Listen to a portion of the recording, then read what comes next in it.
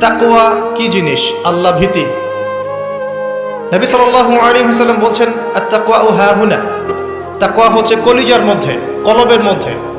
আমার দাড়ি, টুপি, জুব্বা, পাগড়ি থাকতে পারে, কিন্তু আমার কলবে কতটুকু তাকওয়া আছে এটা আল্লাহ ছাড়া কেউ জানে না। তাকওয়া সম্পূর্ণ আল্লাহ জানেন একজন ব্যক্তির মধ্যে কতটুকু তাকওয়া আছে।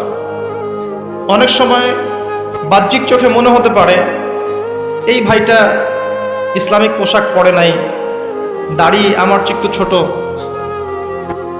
চলাফেরা কেমন জানি, সুন্নতি পোশাক নাই, ওঠা বসা চলাফেরা কেমন মনে হচ্ছে। কিন্তু কে জানে যে তার মনের মধ্যে এমন তাকওয়া থাকতে পারে যার কারণে সে আমার চেয়ে বেশি সম্মানিত হতে পারে না?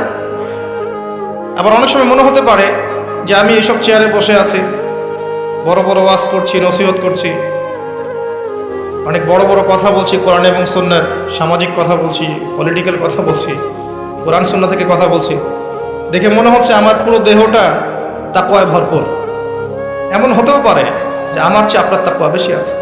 কে জানে? এটা শুধু আল্লাহ জানেন। এবং এই তাকওয়াই হচ্ছে আল্লাহর কাছে সম্মান পাওয়ার একমাত্র মানদণ্ড। তাই এখানে একটা নসিহত হচ্ছে, আল্লাহর কাছে নিরপরাধ থাকার চেষ্টা করেন, মানুষের কাছে না।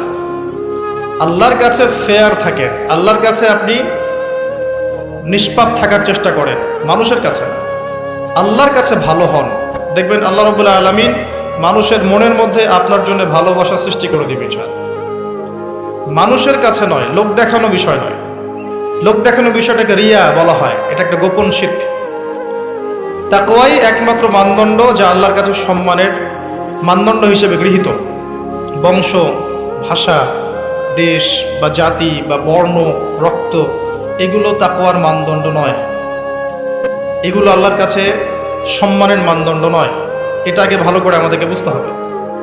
আর সেই ব্যক্তি মুত্তাকি নিঃসন্দেহে, যে আল্লাহকে ভয় করে, আল্লাহর আদেশগুলোকে মেনে চলে, আল্লাহর নিষেধগুলোকে বর্জন করে, নবী সাল্লাল্লাহু আলাইহি ওয়াসাল্লামের তরিকা মতো চলে, কোরআন এবং সুন্নাহর আলোকে জীবন গড়ে, ইনশাআল্লাহ আমরা বলতে পারি এই ব্যক্তি মুত্তাকি।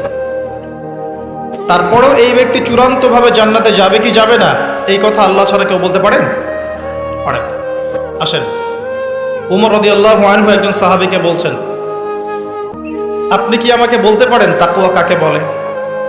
উমর রাদিয়াল্লাহু আনহুকে বলা হচ্ছে, হে আমিরুল মুমিনিন, আপনি কি কখনো কাটা বিছানো পথে হেঁটেছেন? উমর রাদিয়াল্লাহু আনহু বলছেন, হ্যাঁ হেঁটেছে। কিভাবে হেঁটেছেন? আমরা সতর্কতার সাথে পা ফেলেছি। ওই সাহাবী বলছেন, এটাই হচ্ছে তাকওয়ার উদাহরণ।